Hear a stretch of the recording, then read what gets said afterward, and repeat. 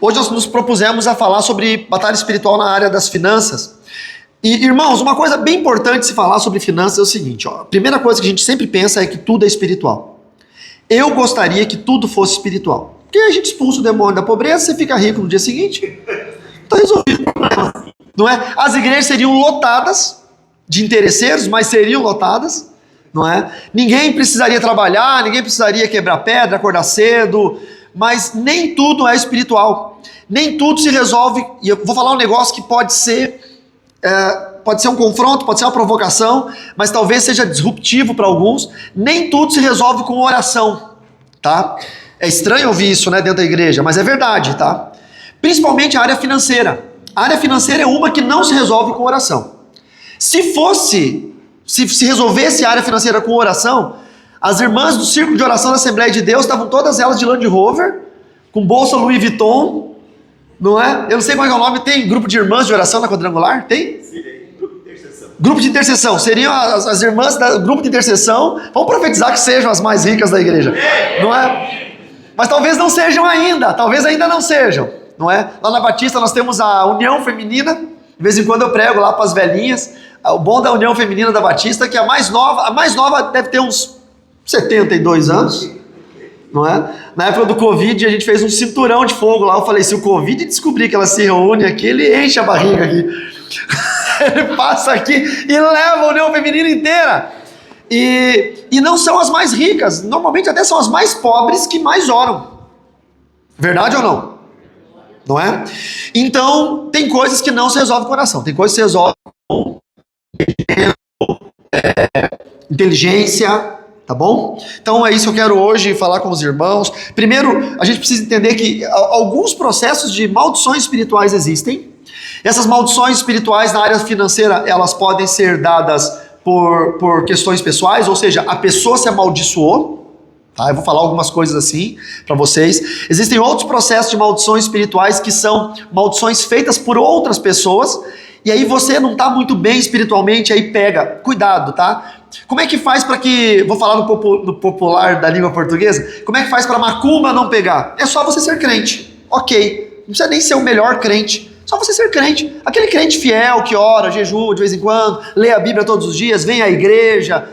Nesse tipo de caso, nenhum tipo de feitiço pega na igreja, tá? Você pode ter certeza disso, é 100% seguro você batalhar nas regiões espirituais quando você é servo de Deus. Se não fosse seguro, eu não estaria há 30 anos lutando na batalha espiritual, ensinando, lançando livros, dando cursos, viajando.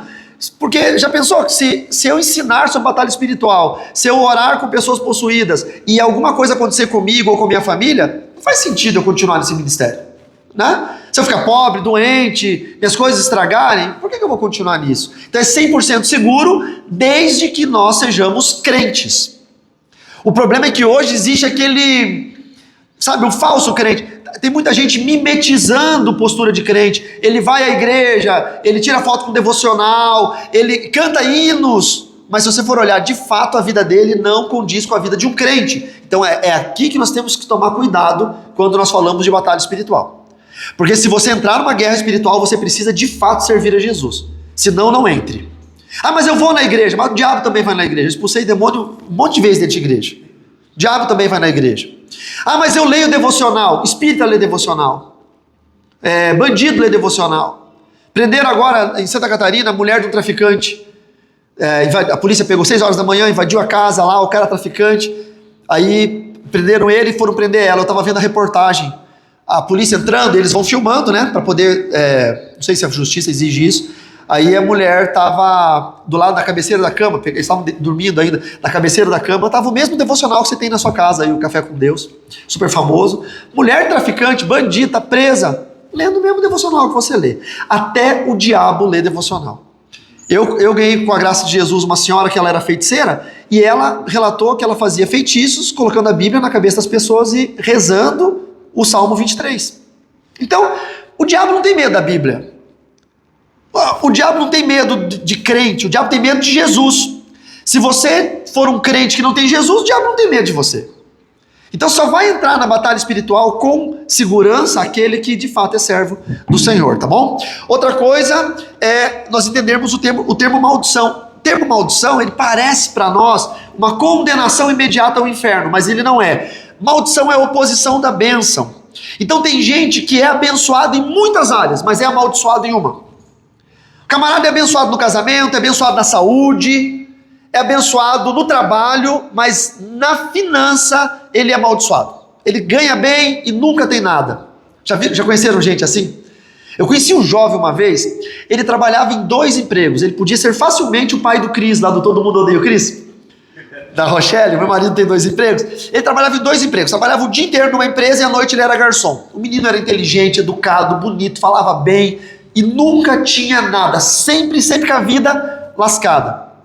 Por quê? Porque tinha alguma coisa errada na vida financeira dele. Depois, mais tarde, eu acabei descobrindo o que era e não vai virar o caso. Por que a área da finança ela é tão atacada no mundo espiritual? Por uma questão óbvia. Satanás, ele era o detentor do poder que seria, quando a terra fosse criada, isso antes da criação do mundo como nós conhecemos, que seria chamado de riqueza. Porque se nós olhamos para o livro de Ezequiel, capítulo 28, nós vemos a descrição de Satanás ainda quando anjo, ainda antes dele cair, antes da queda. Ele tinha uma roupa de ouro, ele tinha pedras preciosas, tem uma lista lá: carbúnculo, esmeralda, safira, topázio, diamante, berilo, ônix. Tem uma lista de pedras preciosas. E ele perdeu tudo isso porque ele se rebelou contra Deus. Então hoje, aquele ex-anjo, né, que hoje é um anjo caído, que é um demônio, quando ele vê você prosperar, para ele é uma afronta. Porque você está tendo aquilo que ele poderia ter tido, mas ele perdeu. É por isso que a área financeira é a mais difícil de se batalhar dentro da igreja. É a última que um crente se converte. O cara para de beber, o cara para de fumar, o cara para de se prostituir, ele para de ir no baile, ele vem para a igreja, ele se batiza, ele toma a Santa Ceia, mas fidelidade no dízimo, no detalhe, na moedinha, em tudo, 10% de tudo, é a área mais difícil de conversão. Porque tem uma batalha espiritual travada na mente da pessoa, uma ambiência satânica na mente da pessoa, porque o diabo não quer que você tenha o que ele um dia teve: prosperidade e riqueza. Loucura, né? Você pode ler isso lá em Ezequiel capítulo 28, do 12 em diante, mas não é isso que a gente vai falar. Eu separei alguns termos aqui para a gente poder estudar hoje.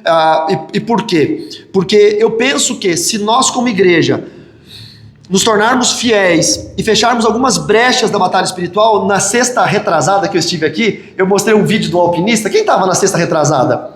Foi legal para vocês entenderem bem, não é? O alpinista preso, ele caía e ele só não morria porque ele estava preso àquela rocha. Se nós taparmos algumas brechas aonde o inimigo tem acesso à nossa vida financeira, 80%, irmãos, vai por mim, 80% de qualquer problema financeiro que você tiver acaba. 80%. Eu estou falando porque eu venho de uma família que não conhecia Cristo. Quando me converti, passei a viver um plano de Deus de fidelidade. Olha, eu não abro mão da fidelidade, porque eu venho de uma família de satanistas, e eu sei o quanto é importante a fidelidade do lado de lá. Do lado de lá, se você falar que vai fazer e não fizer, você é açoitado, você é morto. Eu conto isso até com tristeza. Quando eu me converti, eu pensei: nossa, deve ser muito bom ser crente, porque dentro do satanismo, se o cara fala que vai, ele vai. Não tem falar que vai e não ir. Se ele fala que vai fazer, ele faz. Não tem falar que vai fazer e não faz. Se ele não vai fazer, ele nem fala. Se ele fala que ele vai às 8, ele chega 15 para as 8. Era assim. Aí eu me converti e eu pensei: nossa, a igreja deve ser demais, porque a igreja é de Cristo, é de Deus. Eu estava no engano, no inferno, agora estou no céu, vai ser demais. Fui num culto da minha igreja que era 9 da manhã, no domingo. Eu cheguei 8h30, a igreja fechada. Aí 15 para as 9, a igreja fechada. Aí deu 5 para as 9, o obreiro abriu a igreja, nem o pastor estava lá ainda. Eu fui o primeiro a sentar, fiquei sentado. 9h10, 9h15 o pastor chegou, mas o culto estava na placa da igreja 9 horas.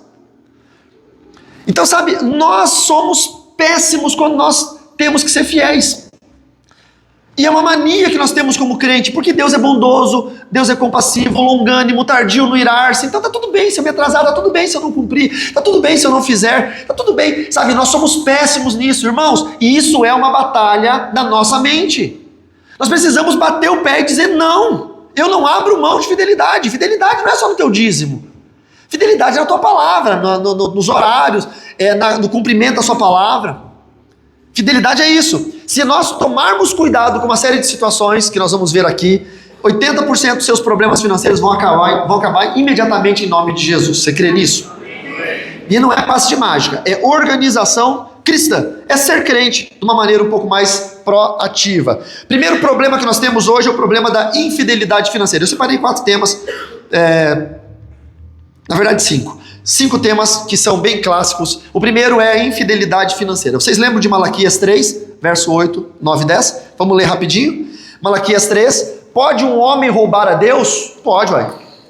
Contudo, vocês estão me roubando. E ainda perguntam, como é que te roubamos? Nos dízimos e nas ofertas. Vocês estão debaixo de grande maldição, porque estão me roubando, a nação toda está me roubando. Tragam o dízimo todo ao depósito do templo, ou à casa do tesouro, para que haja alimento na minha casa, ponha-me à prova, diz o Senhor dos Exércitos, e veja se eu não vou abrir as comportas dos céus e derramar sobre vocês tantas bênçãos, que vocês nem terão onde guardá-las. Isso aqui é uma verdade bíblica que nós precisamos levar a sério. Precisamos levar a sério. Tem muitas coisas, muitas situações financeiras que só vão ser resolvidas se você levar a sério dízimos e ofertas. Não tem outro jeito. Eu gostaria que tivesse, como eu falei, eu gostaria que pudesse ser uma oração, tá?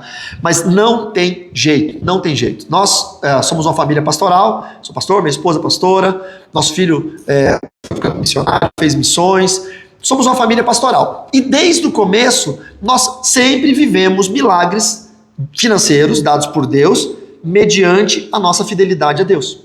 Sempre, sempre, sempre, sempre. Contei para vocês do caminhoneiro que foi na igreja e estava com um ano de dízimo guardado? Não contei para vocês, né? Eu conto essa história em todo lugar. Então eu vou contar essa história para vocês. Eu estava na igreja e no último domingo do mês, nós tínhamos, eu não me lembro valores, então eu vou simular aqui os valores. A gente tinha R$1.800 no caixa, igreja pequena, e o aluguel era R$3.000. E era o último domingo do mês. Então, para quem é pastor, sabe que é o último domingo do mês, não tem todo o valor do aluguel, a última cartada é ali, naquele culto. É onde Deus vai fazer o milagre. Vai vir o dízimo de alguém, vai vir a oferta de alguém, para suprir a demanda financeira para pagar o aluguel da igreja. E eu estava em casa orando, preocupado, óbvio, e uma irmã da igreja ligou e falou assim, pastor, eu preciso fazer, isso era domingo, assim, 5 da tarde. Ela falou, amanhã eu preciso ir para Francisco Beltrão, no Paraná, fazer um exame e uma consulta médica com exames de imagem e tudo mais, e eu não tenho dinheiro e o SUS vai fazer daqui a 1 ano, eu estou sentindo muita dor, não lembro qual era o problema dela, e o senhor tem como me ajudar? Eu falei, quanto que é, irmã? Ela falou, é R$1.800, a consulta e os exames. E era só o que nós tínhamos no caixa da igreja. Eu falei, claro que eu tenho, vou pedir para a Fernanda, que era tesoureira na época, levar o dinheiro para a senhora agora mesmo. Liguei para a Fernanda, falei, Fer, pega R$1.800 do caixa, leva para a irmã fulana. Aí ela falou, pastor, é tudo que nós temos no caixa. Eu falei, eu sei, irmão, eu controlo da caderneta. Mas pastor, o senhor sabe que dia é hoje? Também sei, irmã. Eu tenho calendário aqui em casa. E o senhor sabe que nós temos que pagar o aluguel amanhã, segunda? Sei também, irmã. Pastor, tem certeza? Ó, irmão, vou te falar bem a verdade. Certeza eu não tenho. Mas eu sou movido por fé e compaixão. Como é que eu vou deixar uma irmã da minha igreja, uma senhora, esperar 1 ano o SUS liberar uma consulta com exame para ela? E a mulher vai morrer antes disso. Se fosse minha mãe, não é? Minha mãe já estava morta naquela. Minha mãe morreu com 40 anos de idade por câncer. Se fosse minha mãe, provavelmente eu ia querer que alguém ajudasse. Então nós vamos fazer o mesmo por ela. Dá o dinheiro lá, a irmã de Deus vai fazer alguma coisa. E ela, beleza, foi lá entregar o dinheiro. Nesse tempo, das 5 horas até as 6, que eu ia às 6 para a igreja, 1 hora, o que eu fiz? Dobrei meu joelho, irmão. Eu encarnei um assembleano do bairro, não um assembleano da sede, um assembleano do bairro, aquele que Deus é amor do bairro, aquele que fica 1 hora de joelho. Eu peguei, dobrei meu joelho e comecei, Senhor, Tu és o Deus do ouro e da... A primeira frase, Tu és o Deus do ouro e da prata, Tu és o Deus que pode. O que é R$3.000 para o dono de tudo? E o Espírito Santo falou para mim no meu coração, hoje você não vai tirar a oferta. Eu falei, não, é Satanás, é batalha espiritual. Eu estou orando a Deus e o diabo está interferindo. Não é possível isso. Eu falei, Senhor, me ajuda que o diabo está entrando na ligação. O diabo fez linha cruzada aqui e está mandando eu não tirar a oferta. Senhor, me ajuda, manda Gabriel, manda Miguel, manda alguém aí. E Deus falou, não, sou eu, hoje você não vai tirar oferta. Senhor, mas se você não tirar oferta, nem dízimo, não entra dinheiro, a gente precisa pagar o aluguel segunda. Você não vai tirar oferta. E eu levantei, frustrado, no carro para a igreja, eu falei com a minha esposa, com a Fran, que ela não pôde vir hoje, ela pediu perdão, ela vem na próxima, e ela falou, o que você tá meio borocochô? Eu falei, então, sabe a irmã fulana? Sim. Pra você fazer o exame, tá, R$1.800, a gente só tinha R$1.800 na conta. Eu falei pra Fernanda dar todo o dinheiro pra ela. Você fez bem, isso aí, tá certo. Mas amanhã a gente tem que pagar o aluguel. Ela, não, tudo bem, Deus manda hoje. Então, esse é o problema. Eu tava orando e Deus acabou de falar pra eu não tirar a oferta do culto. E ela disse, você vai fazer o quê? Eu falei, não sei. Ela falou, você vai ficar sem tirar a oferta. Porque se nós somos servos do Senhor e o Senhor mandou você fazer isso, você obedece ao Senhor e fim de papo. E se segunda-feira tiver que vender o carro para pagar o aluguel, você vende, uai. E Deus te dá outro, e você faz qualquer coisa. Mas não esquenta o teu coração, vai e prega a palavra. Eu falei, amém, vou lá. Fizemos aquela reunião com os obreiros antes do culto, falei para os obreiros, hoje não tem ofertório, a tesoureira torceu o nariz. E aí eu falei, gente, ninguém faz ofertório, vamos fazer assim, assim, assim e tal. E aí começou o culto, eu já estava no altar, junto com o grupo de louvor, e vi que entrou um casal de visitantes, tá? Igreja pequena, quando entra visitante, é a alegria do pastor. Você quer ver pastor feliz, é visitante na igreja. Você quer ver pastor mais feliz, é visitante pastor na igreja. É verdade. O Bonfante não se cabia. 3 pastores, né? Não é? E 3 pastores ainda elogiando ele, cantando. Gente, Deus faz milagre. Eu tava ali pensando, até cantar eu até aceito. Agora, se alguém falar que ele toca bem, aí eu vou reclamar. Ainda bem que ninguém falou. Ele toca bem, graças a Deus. Mas é o pastor mais bonito da quadrangular. Ele ganhou, né, esse ano o concurso de Miss Quadrangular, né? Não ganhou, pastora? Não ganhou? É o pastor mais bonito da quadrangular.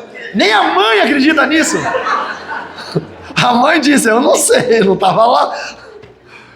Aí entrou um casal de visitantes, um senhor e uma senhora de idade, cabelo branco, e sentaram lá nas últimas cadeiras. Eu fiz louvor e tal. E aí depois do louvor tinha um ofertório. E aí eu já fui pra palavra. Aí sempre tem um crente que é mais fiel que os outros, que ficou importunando, fazendo assim, ó. E eu tentando disfarçar que eu não estava vendo. Irmão, esqueceu a oferta, o dízimo. Não, irmão, fica em paz, irmão. Sei o que eu estou fazendo, fica em paz. Dá semana que vem, mês que vem, dá ano que vem, dá nunca. Eu não sei o que eu falo para você. E fui pregando a palavra. E aí terminou o culto, não teve dízimo, não teve oferta, não teve nada. E um diácono chegou para mim e falou, olha, esse casal quer conversar com o senhor atende ele? Claro. Cheguei lá, irmão Egon e irmã Ingrid. Nunca mais vou esquecer o nome deles, porque eles se tornaram anjos para nós. E aí o irmão Egon veio, a irmã Ingrid com os olhos mareados, assim, aquela esposa que ora muito pelo marido, os 2 crentes, de uma igreja congregacional, uma igreja alemã. E ele motorista de caminhão, então ele viaja muito, ele pega o caminhão e a esposa, são aposentados, assim, não tem mais trabalho formal, curricular, então ela vai com o marido fazer comida e tal, aquele negócio, estão vivendo a velhice deles do jeito que eles queriam. E ele pega o caminhão e vai para o Nordeste, então ele pega a carga e vai, fica 5, 6, 7 meses no Nordeste, de uma cidade para outra, vai e tal, e aí de vez em quando volta para o Sul. E ali a gente morava numa fronteira que tem um porto seco, e ele passava de vez em quando ali. E naquele dia ele passou e ela falou, ô Egon, vamos numa igreja. E ele estava sem dar dízimo há 6 ou 7 meses, eu não lembro quanto, mas era bastante tempo. E por que ele não estava entregando o dízimo dele nas igrejas que ele ia? Porque ele não estava congregando numa igreja local, por conta dessa né, ele estava sempre viajando. Porque toda igreja gastava 40 minutos de texto de dízimo e oferta e 10, 20 minutos de pregação. E ele, como um bom crente de origem alemã, ele priorizava a pregação do evangelho. E ele falava, eu não vou dar dízimo nessa igreja nem oferta, porque os caras gastaram 40 minutos para falar de dinheiro e 20 minutos para falar da palavra. E ele não ia. Ele, tanto que ele se cansou, que ele disse para a mulher dele assim, ó, eu não vou mais em igreja, eu não vou mais. E ela falou, para, Egon, você tem que encontrar uma igreja para congregar. E ele disse, o dia que eu entrar numa igreja, e num culto de domingo, e o pastor não tirar dízimo e oferta, essa vai ser a igreja que eu vou congregar. E eu precisando tirar um dízimo e uma oferta naquele domingo. Eu já não tinha mais nem crédito na praça, não tinha mais para quem pedir dinheiro emprestado.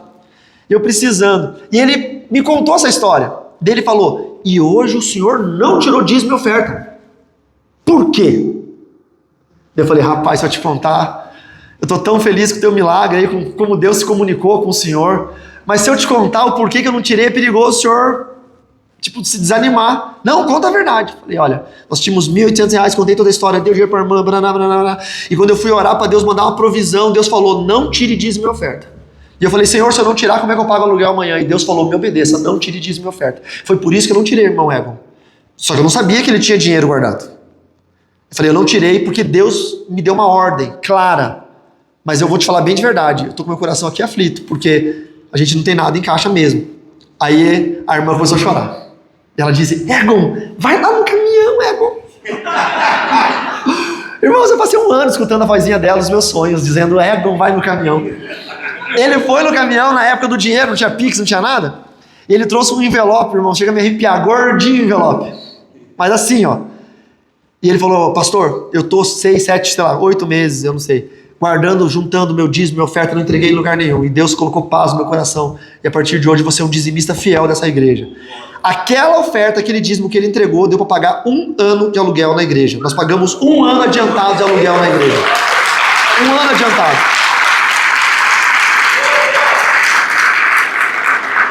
E ele ficou anos e anos. Toda vez que ele passava por lá, ele trazia um envelopinho gordinho. Porque ele ia nas igrejas, não ofertava, não dizimava, ele trazia lá na nossa igreja como resposta de fidelidade de Deus. O pior não é isso. O pior é você ter que na segunda-feira dobrar o joelho e falar com Deus de novo e dizer, tá, entendi. Eu preciso aprender a confiar. Eu preciso aprender a descansar no Senhor. Eu preciso aprender a não temer, porque se eu sou fiel, os escapes pertencem ao Senhor. O problema é que nós temos uma mania de ajudar a Deus, sabe? De ajudar a Deus, de querer dar uma mãozinha para Deus. Deus não precisa que você o ajude. Deus tem os escapes da vida e da morte. Então, quando nós vemos Malaquias falando que nós roubamos a Deus, e eu lembro do texto de Mateus 16, 19. Se você puder abrir sua Bíblia aí, Mateus 16, 19, Jesus está falando com os apóstolos sobre quem eles seriam. Aí Jesus chega para Pedro, e Jesus fala que Pedro vai ser a pedra, e sobre ele a igreja vai ser edificada. Quem está assistindo The Chosen, vocês viram lá que deu uma treta com os discípulos, né? Não gostaram que Jesus falou isso para Pedro? Mas o verso 19 do capítulo 16 de Mateus, está aqui na tela, olha o que diz: eu te darei as chaves do reino dos céus, e tudo que ligares na terra terá sido ligado nos céus, e tudo que desligares na terra terá sido desligado no céu. Veja, tudo que eu faço, é uma ação. Eu preciso fazer algo na terra para que algo na ambiência espiritual seja feito. Olha que simples isso. Eu preciso ligar na terra para que seja ligado no céu. Veja, se eu abro, são chaves espirituais. Se eu abro algo na terra, uma ação física, eu recebo uma recompensa do mundo espiritual. A palavra céu na Bíblia é o simbolismo do mundo espiritual. O que nós acabamos de ler em Malaquias? Traga o dízimo ao depósito do tesouro para que haja alimento na minha casa, ponha-me à prova, diz o Senhor dos Exércitos, se eu não vos abrir as janelas dos céus. Então aonde que eu entrego o dízimo? Na igreja. Aonde que eu devolvo a minha fidelidade a Deus? Dízimos e ofertas e votos. Na igreja. Eu liguei na terra, para que as janelas dos céus se abram. Tudo que eu ligo na terra, abre nos céus. O problema é que nós ligamos na terra e nós esperamos da terra a recompensa. A recompensa não vem da terra, a recompensa vem dos céus. Eu aprendi que a recompensa dos céus, ela tem uma dimensão que nós não podemos contar. Tem um texto de Malaquias que diz, bênçãos sem medida. O termo sem medida no hebraico é um objeto que você não consegue medir com precisão. De repente a tua bênção tem esse tamanho, a bênção do outro irmão é desse tamanho, e a bênção do outro irmão é desse tamanhão. Não tem medida. Mas vai ser uma bênção, porque Deus não deixa de devolver aquilo que nós colocamos diante dele. Então, a infidelidade financeira é a primeira maldição que nós devemos quebrar, cancelar, anular, parar de ter, para que já no primeiro momento nós comecemos a receber de Deus as bênçãos sem medidas. Quantos entenderam? Amém? Aí tem um estágio aqui que é bem complicado e é onde as pessoas desistem. Como é que funciona? Eu vou imaginar 3 quadrantes aqui. Vocês são bons de imaginação? Quadrante 1, aqui atrás. Quadrante 2, aqui. Quadrante 3, ok? Quadrante 1 é a época da minha vida que eu sou infiel a Deus. Então, se eu não planto nada, eu colho o quê? Nada. Se eu planto maldição, eu colho o quê?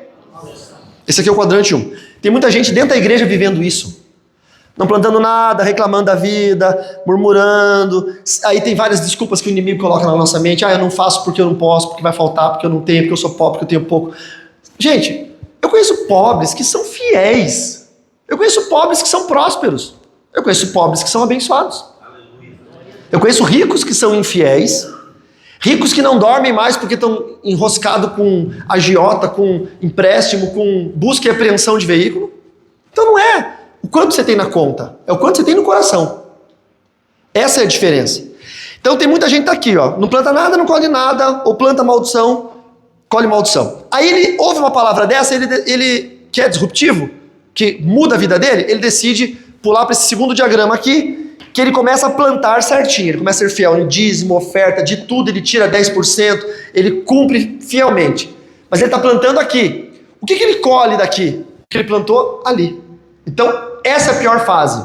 Porque você está fazendo tudo certo, você está plantando certo, mas infelizmente você ainda está colhendo coisas que você plantou ali atrás no passado. Então tem gente hoje que reclama, dizendo, pastor, eu dou dízimo, eu dou oferta, mas eu colho maldição. Por quê? Porque você teve um histórico de plantar maldição na sua vida tão grande que ainda está repercutindo no dia de hoje. Essa aqui é a fase que você tem que aguentar. Continue sendo fiel, independente se você está colhendo ou não. Por quê? Porque se você suportar essa fase de plantar bênção e colher maldição que você plantou no passado, você vai vir para essa terceira fase, que é onde você planta bênção e colhe bênção, porque você colhe o que você plantou aqui. Amém. E aqui você se retroalimenta. Planta bênção, colhe bênção, planta bênção, colhe bênção. Entendeu? Aqui você se retroalimenta. Aqui as coisas começam a acontecer. Bondade de Deus vem sobre a sua vida. Deus não quer apenas te dar resultado. Deus quer que as pessoas sejam bondosas com você. Deus quer que as coisas deem certo na sua vida. Deus quer que você vá viajar e de repente não te perder o voo, chega a moça da empresa aérea, custa caríssimo para remarcar em cima da hora, ela chega para você e diga, não, fica tranquila, eu vou te colocar no outro voo aqui, faltou um passageiro, vem aqui querida, fica aqui ó. Sabe, a bondade de Deus começa a te alcançar, porque você se retroalimenta de bênção, você é fiel e Deus é fiel, você é fiel e Deus é fiel. Quantos entenderam? Aí a segunda maldição que nós temos que combater é a falta de generosidade, eu vou chamar de espírito de miséria. Isso é um problema, o tal do espírito de miséria. Por quê? Porque quando nós não somos generosos, nós não temos fruto de generosidade para colher. Porque é aquela velha máxima da lei da semeadura, o que pouco semeia, pouco colhe. O que muito semeia, muito colhe. Generosidade é isso. Eu tive um casal, uma família, que eles moravam numa casa de lona preta com chão de terra batido. Então eles eram muito pobres. E desempregados, e enfim, uma série de situações. E eu ia lá toda semana orar com eles. E quando eu chegava na casa deles, irmãos, eu me constrangia com a limpeza da casa deles. A irmã Viviana e o irmão Aníbal, um casal argentino, ela limpava o quintal. Ela fez uma vassoura com galhos de árvore. E ela limpava o quintal, que o quintal de chão de terra era mais limpo que o meu apartamento. Ela fazia um chá, que ela fazia com hortelã, capim, cidreira e folha de laranja, que ela colhia no mato, no quintal, no mato. Não comprava no mercado, não tinha dinheiro. E ela pegava uma farinha e fazia uns bolinhos, que era tipo um cookie, um biscoito, que era só farinha, água e um pouco de açúcar. E eu chegava lá todas as vezes, tinha um biscoito, tinha um chá gostoso, e tinha alegria, porque eles estavam recebendo o pastor em casa. E um dia eu cheguei lá e na mesa deles, uma mesa que o irmão Aníbal construiu com o resto de coisas que ele achou na rua, ele achou uma porta velha, achou um cavalete, uma coisa assim, ele fez uma mesa para a família. E aí, na mesa tinha uma garrafa de Coca-Cola de vidro, que ele achou também no lixo, bem lavadinha, e ele colocou uma flor que ele colheu no quintal, uma florzinha amarela. E quando eu cheguei na casa deles, tinha um vasinho de flor na mesa deles. Porque o nome disso é capricho. Capricho não custa dinheiro, capricho... Veja, pobreza é estado de espírito. Tem gente que é tão pobre que só tem uma coisa na vida, só tem dinheiro. Ele não tem amigo, ele não tem amor, ele não tem consideração, ele não tem caráter, ele não tem nada, só tem dinheiro. É um pobre. E tem gente que tem tudo, só não tem dinheiro. Ele é rico. Ele tem amigo, ele tem confiança, ele tem um nome ilibado, ele tem caráter. Tem um filme que eu esqueci o nome qual que era, mas eu acho que era ai meu Deus, que tinha o Javier. esses filmes cristãos, que ele estava trabalhando numa empresa, daí o gerente chama ele e faz uma proposta para ele subir de cargo. Você sabe o nome do filme? Você acha corajoso? É esse? Será não? É esse? Vocês não assistiram esse filme? É muito legal. Aí o rapaz está passando dificuldade, acho que o filho está doente, ele precisava de mais dinheiro, um salário melhor. Aí o gerente vem, chama ele e fala, vou te colocar subgerente de estoque ou de produção. Só que assim, toda vez que vierem 30 caixas, você só coloca no relatório 25, porque 5 o nosso caixa 2 aqui é separado para nós e tal. Você entendeu? Você está no esquema ou não? Aí o irmão, precisando de um salário melhor, precisando de uma promoção, aí ele... Esse foi um banho de água fria, assim, ele murchou, assim, ele disse, eu não vou poder aceitar. Por que não? Porque eu não vou poder fazer isso. Não é certo. Como é que eu vou defraudar a empresa? Aí o dono da empresa dá um sorriso bem grande, assim, e o gerente fala para ele, eu te falei que ele era assim, ele é crente, ele é fiel, ele é honesto. E era um teste para saber se ele era honesto ou desonesto. E é isso, sabe? Tem gente que é tão rico que ele não abre mão de ser honesto. Por dinheiro nenhum do mundo. Mas existe uma maldição chamada espírito de miséria. Como tem gente miserável na vida. Nós fizemos para o Rio Grande do Sul arrecadação de roupas e uma série de coisas. Teve gente que mandou ventilador sem as hélices. O que você faz? Você pode rir, irmão, não é pecado. Eu rio com tristeza. O espírito miserável da pessoa que mandou um ventilador sem hélice. O que você faz? O cara está fragelado, perdeu tudo. Aí vem lá uma ajuda humanitária e fala assim, não, calor você não vai passar. Alguém de Chapecó, da igreja batista, doou um ventilador aí, só que não tem hélice. Sabe o nome disso? Espírito de miséria. Mandaram camisa faltando botão. Irmãos, sabe quanto custa um botão? Primeiro que vem nas camisas, às vezes costuradinho aqui embaixo, às vezes vem num pacotinho o botão reserva. Um botão custa quanto? 5 centavos? 10 centavos? Centavinho. Quanto custa uma agulha? Centavinhos. Quanto custa um pedacinho de linha de costurar? Nada.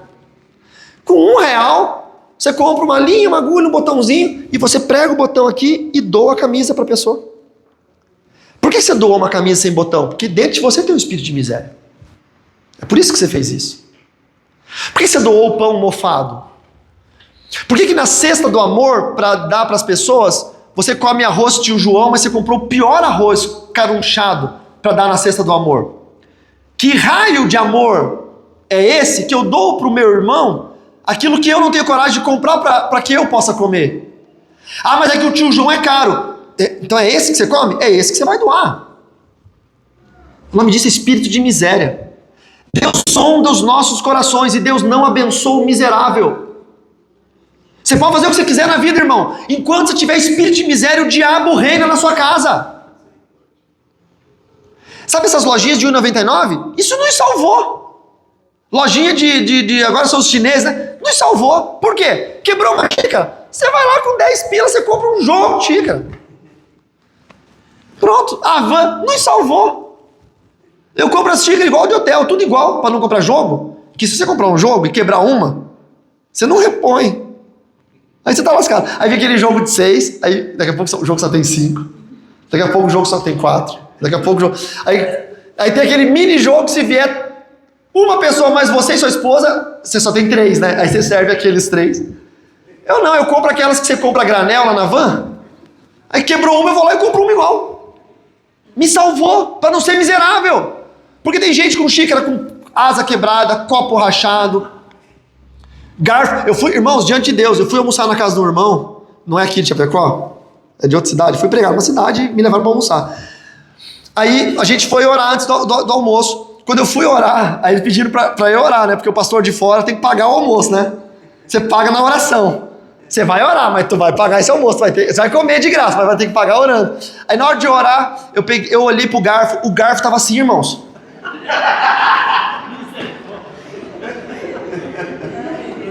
Um garfo com derrame. Aí eu peguei e falei assim, irmãos, fechem os olhos. Eles fecharam os olhos, eu peguei a faca. Eu comecei assim, Senhor Deus, em nome de Jesus, abençoe esse alimento. Aí quando eu terminei de orar, Eu olhei pro garfo assim, feliz, eu falei, amém. E pelo amor de Deus, não, é que é desligado. Não, o espírito de miséria faz você ser desligado. O espírito de miséria. O espírito de miséria faz você não perceber coisas que uma pessoa que tem a graça de Deus percebe. O espírito de miséria é tão grande que se for, por exemplo, vamos lá, tem o pastor Samuel, tem a pastora Dirley, tem o pastor Ricardo, tem o pastor Jonas, tem a pastora Rose, Lourdes, eu sempre esqueço o nome da senhora. Mas quando eu oro pela senhora, eu falo, é a mãe do Ricardo. Para não errar o endereço. Tem o pastor Bofantão, não é? Aí vai qualquer um deles jantar na sua casa. Com certeza você vai botar a melhor prataria, melhor taça, melhor coisa. Sim ou não?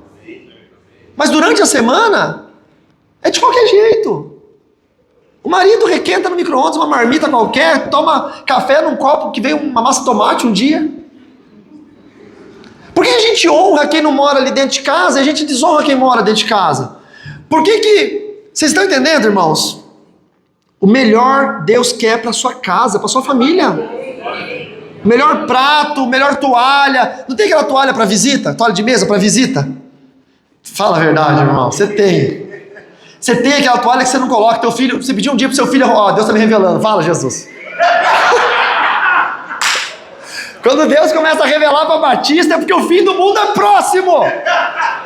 Ó, escuta aqui, ó, os 4 cavaleiros do Apocalipse estão aqui perto do mercado, aqui na esquina, estão chegando. Ó, o dia que você pediu pro seu filho arrumar a mesa que ia chegar a visita lá, o seu filho foi e botou aquela toalha nova, você voltou. Não, essa não. É assim que acontece. Em casa é assim. Uma vez minha esposa estava trabalhando, chegou o irmão em casa, visita sem avisar. Aí eu falei, entra, irmãos, entra. Daí arrumei a mesa para eles, eu não sabia onde tinha toalha, peguei lá na área de serviço uma toalha, meio que passei assim em cima da hora, coloquei, arrumei tudo bonito. A minha esposa chegou em casa, ela cumprimentou os irmãos, me olhou e fez assim, ó.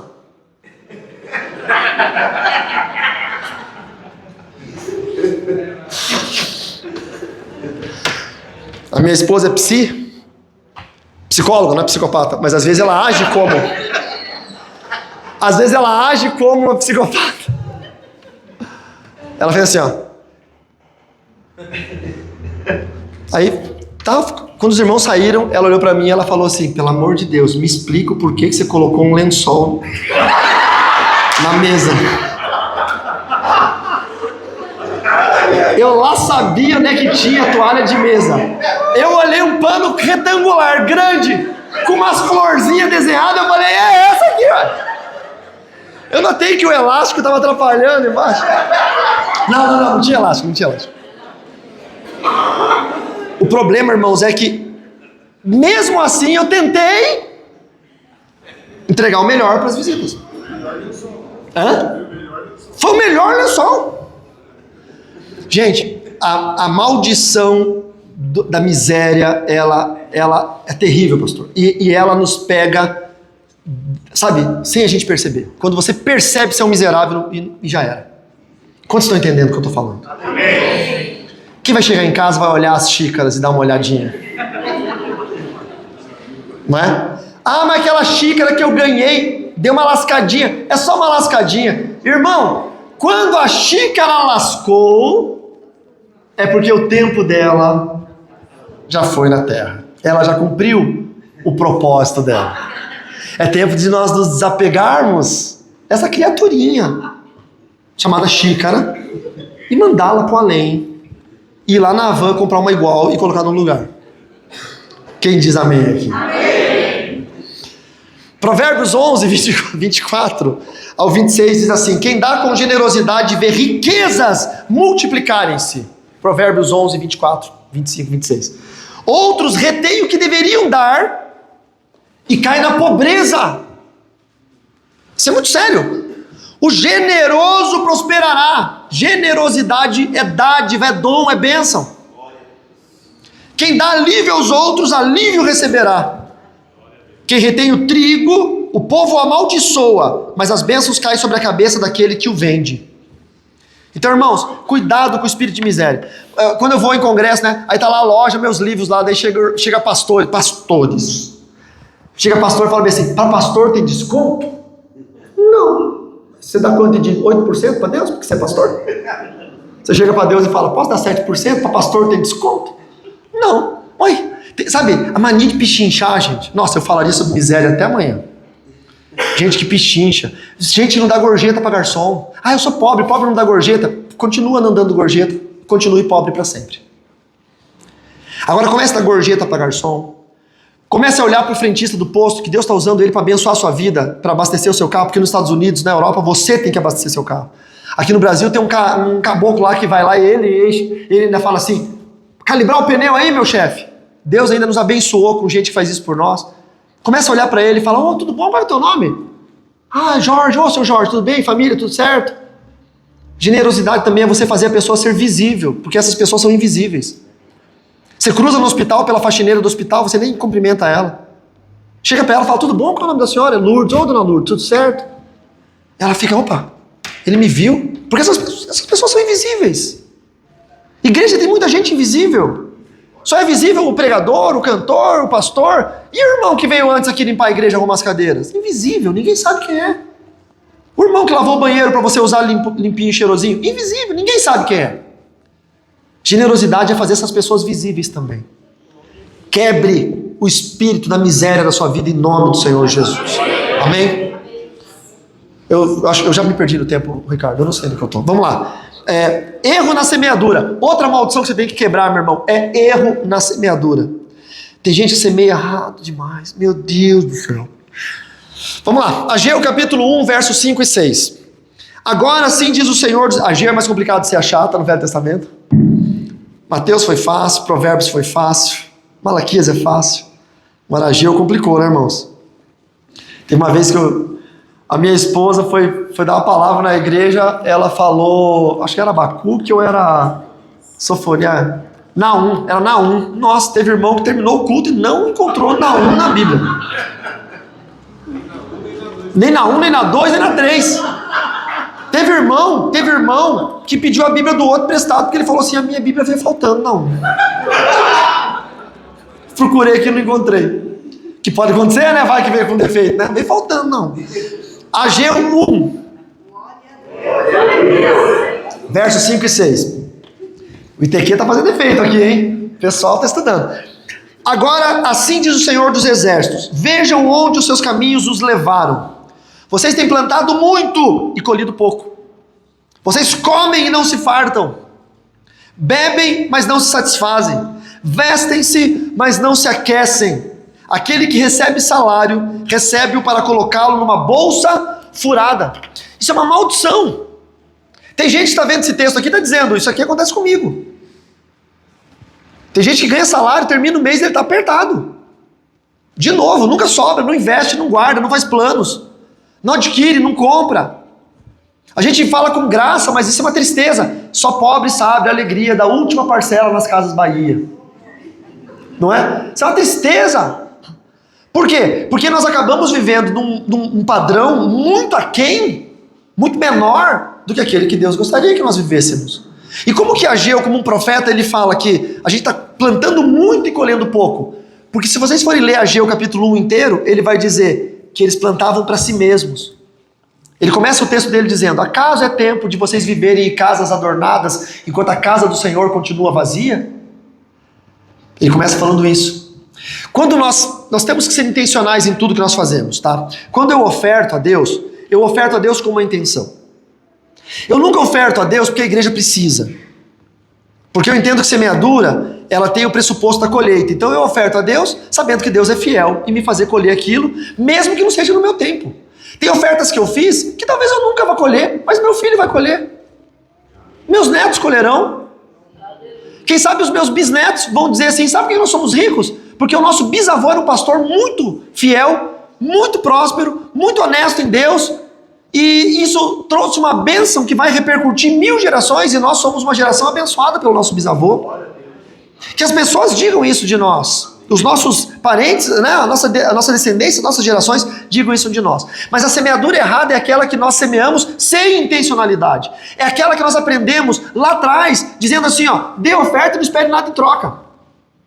Eu cresci no ensino assim. O meu pastor na época, 30 anos atrás, ele disse, você vai dar oferta, não peça nada para Deus. dê e não espere nada em troca. Como se eu fosse jogar um tesouro valioso, que se chama semente, no lixo. Mesmo trazendo para o reino. Toda oferta ela tem que ser intencional. Toda oferta. Se eu for ofertar para missões, eu tenho que saber que esse dinheiro vai cair na mão do missionário. Eu tenho que ter relatório disso. Se eu for ofertar para ampliar o templo, eu tenho que saber que esse dinheiro está sendo ofertado para o templo. Eu não posso fazer ofertas que não têm uma intenção. Porque é exatamente isso que Deus pede. Acaso é tempo de vocês viverem em casas adornadas enquanto esta casa permanece vazia? E aí o texto segue dizendo bem assim: subam ao monte, tragam madeira e de lá edifiquem para mim uma casa. Minha pergunta é: quantos de nós subimos ao monte para orar? Algum de nós aqui já teve essa experiência? E nós subimos para dizer para Deus que nós íamos dar alguma coisa? Nunca! Nós sempre subimos ao monte para pedir alguma coisa. Então eu vou traduzir o suba ao monte para ore, oração. Nós sempre oramos para pedir alguma coisa. Eu tenho uma ovelha que é muito amigo meu, ele ganhou R$1 milhão, um pouco mais de 1 milhão.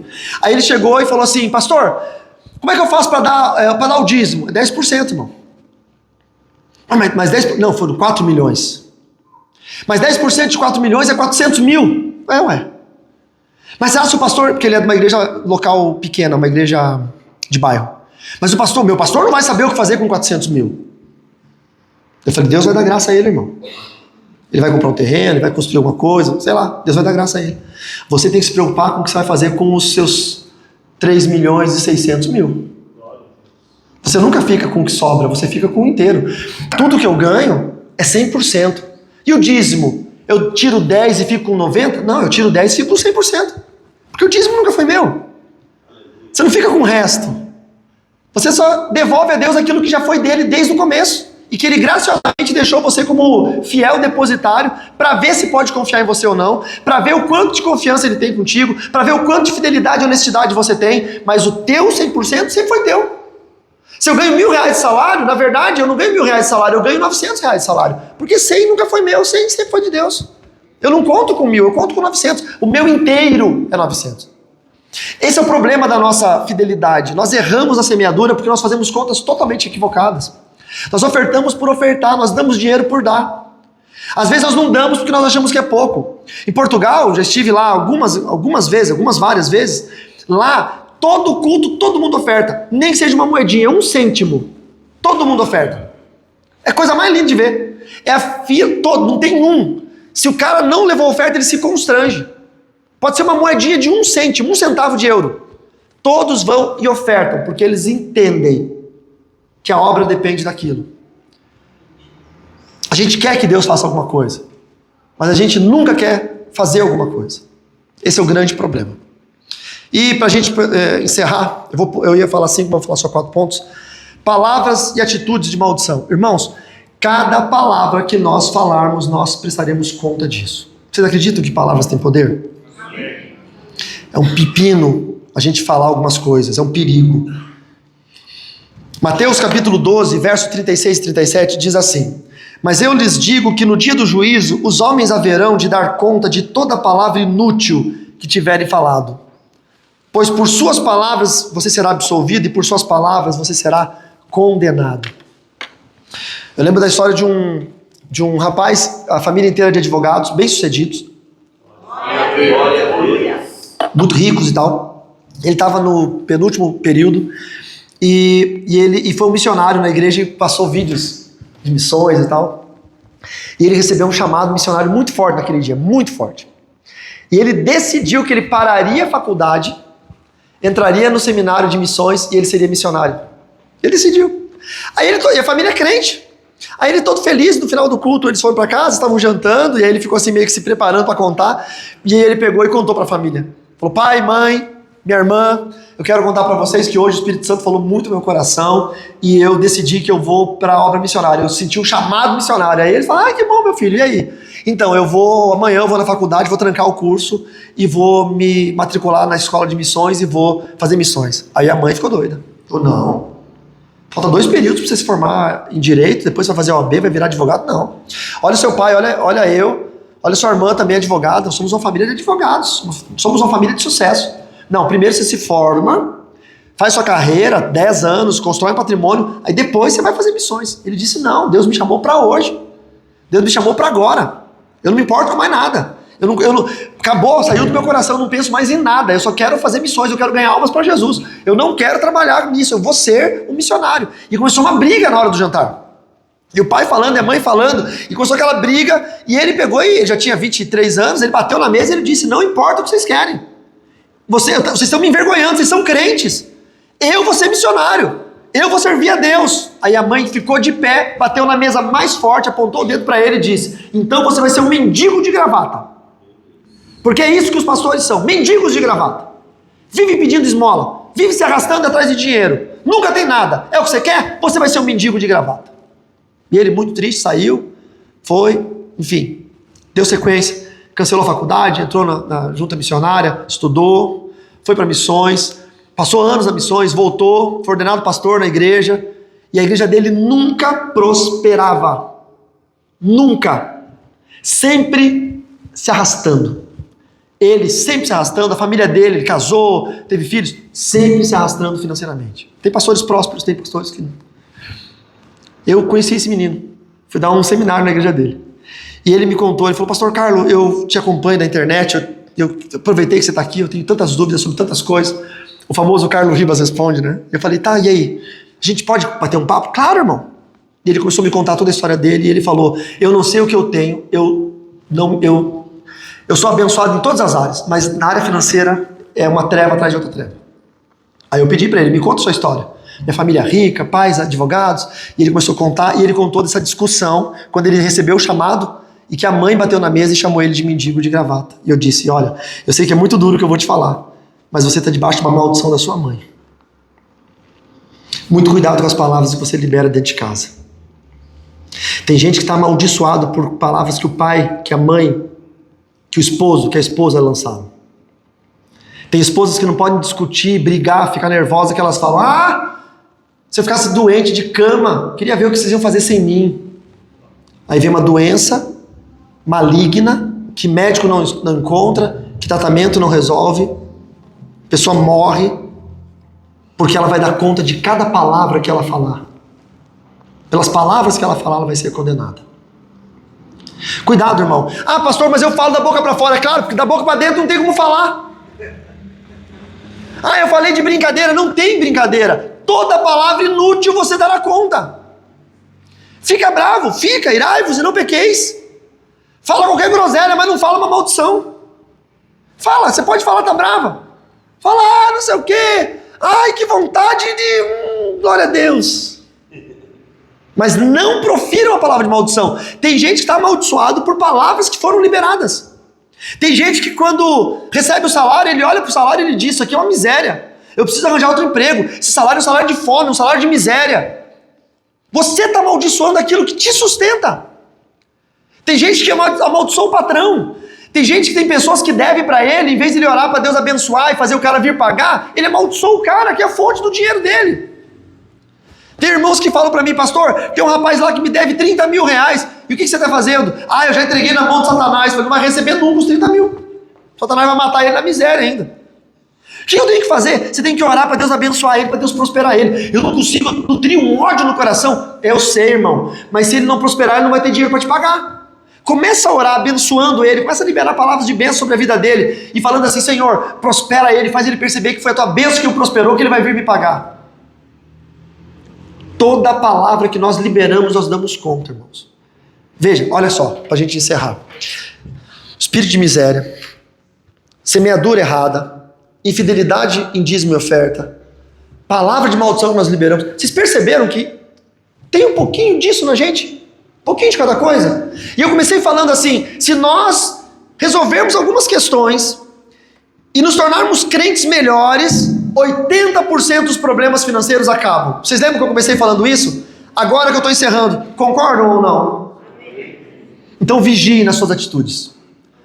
Quando for dizimar, dizime o certo, no detalhe, os 10, dizime certo. Eu não sei porque porcentagem, na dúvida, dá mais. Erra para mais. Na dúvida, dá mais. Tá? Na oferta com intencionalidade. Não oferte aquela oferta no automático. Pastor, essa parte da oferta eu não entendi. O que é no automático? É todo culto eu levo meus R$2 lá. Já está no automático. Eu recebo meu salário, já pego vintão lá, já divido em 10 notas de 2, já fica separado no balcão da penteadeira lá. Vou pro culto, já pego a minha oferta de hoje. Vem cá. Outro culto, já pego ele de hoje. Você está no automático. Entendeu? Você não tem intencionalidade no que você faz. Então você não está ofertando a Deus, você está entregando dinheiro para a igreja. Só isso que você está fazendo. Não tem resposta espiritual. Toda oferta precisa ter uma oração por trás dela, tem que ter um sentimento por trás dela, tem que ter uma direção de Deus por trás dela. Pare de falar bobeira. Controle o seu ímpeto.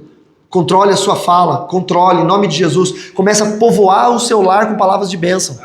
Se o salário é ruim, irmão, eu sinto muito, começa a dizer, esse salário vai ser melhor. Deus vai abrir portas, eu vou ter um salário melhor, um salário dobrado, eu vou receber promoções, eu vou ser o melhor funcionário. Cuidado, porque às vezes você não recebe promoção porque você é o pior funcionário. O fato de você ser crente não significa que seja bom em alguma coisa. Às vezes o crente é chato, chega atrasado, reclama de tudo, pega atestado o tempo todo. Aí, vou falar para vocês, entendeu? O crente tem que ser o melhor funcionário, para dar bom testemunho de Cristo, servindo aos seus senhores como ele serve a Deus. E aí Deus vai iluminar a sua vida financeira e Deus vai te fazer prosperar poderosamente em nome de Jesus. Amém? Quantos recebem essa palavra aí? Amém? Dê uma salva de palmas então para Jesus.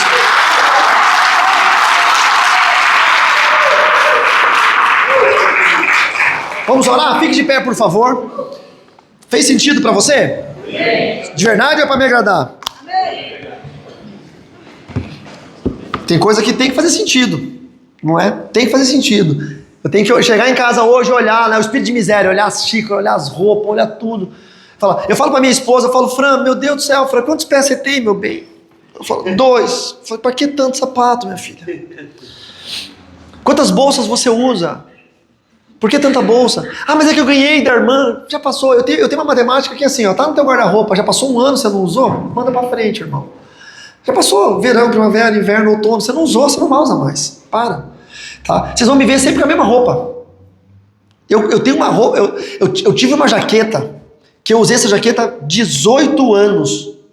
A mesma jaqueta, e nunca lavei a jaqueta. A jaqueta é igual aquelas geladeiras que não precisa descongelar. Frost Freeze, eu acho que é o nome do negócio. Rapaz, a jaqueta não pegava cheiro, não agarrava sujeira, nada. A jaqueta ungida. 18 anos. Toda festa que eu ia, tava eu com era verde ainda a jaqueta. Toda festa tava o pastor com a jaqueta verde. E os irmãos falavam, ai pastor, misericórdia, isso aí é um espírito de miséria. Eu falei, não, espírito de miséria não é isso aqui não. Espírito de miséria é você ter um monte de coisa que você não usa e um monte de gente precisando de coisa dentro da sua igreja. E você é tão miserável que você não partilha aquilo que você tem.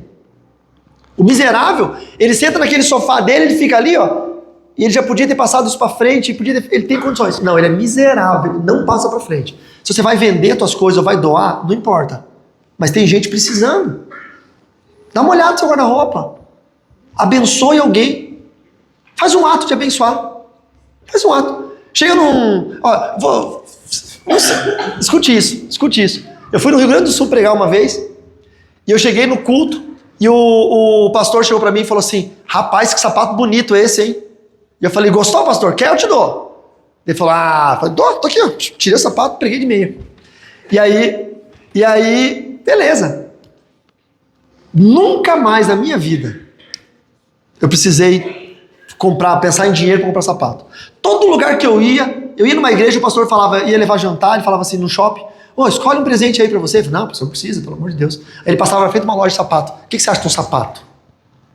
Eu não aceitava, mas ele queria me dar. Eu ia em outro lugar, o que você acha de um tênis, de um sapato? Eu fui numa igreja no Mato Grosso do Sul, um obreiro veio no meio do culto, um jovem, e ele disse, pastor, eu não sei por que eu estou fazendo isso, eu estou passando vergonha aqui, mas eu estou chorando aqui, o Espírito Santo está falando no meu coração. Eu falei, fala, irmão, o que é? O Espírito Santo mandou dar o meu sapato e voltar de meia para casa. Olha, depois que eu tinha feito aquilo no Rio Grande do Sul.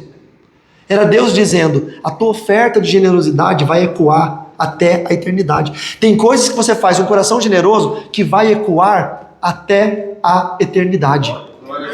Tenha um coração doador e generoso, em nome de Jesus. Vamos orar? Pai, em nome de Jesus, eu te agradeço por essa noite, te agradeço porque foi uma noite de ensino e que possa nos provocar, nos desafiar a sermos crentes melhores, a sermos crentes mais organizados, fiéis, generosos, bondosos, com palavras de bênção. Que sejamos crentes intencionais naquilo que fazemos a Deus. e que todo espírito de miséria, toda obra maligna que vem travar uma batalha espiritual na nossa mente, para nos travar, seja retirado em nome de Jesus, e que nós possamos crescer em Ti, Senhor, porque Tu és o nosso Deus, possamos prosperar, porque quando nós prosperamos, nós humilhamos Satanás, nós humilhamos as obras malignas, e nós mostramos para o diabo que hoje é a igreja quem tem o poder da prosperidade e da riqueza, e não é mais o inferno. Nós recusamos as obras das trevas, nós repreendemos os espíritos malignos, e nós oramos ao Espírito Santo que nos abençoe, abrindo nossa mente, para que nós não tenhamos um espírito de miséria, para que nós possamos ser generosos, para que nós possamos ser intencionais em tudo que fizermos para Deus, em nome do Senhor Jesus. Amém e graças a Deus. Amém, meus irmãos? Deus abençoe vocês, obrigado, viu, pelo tempo de vocês.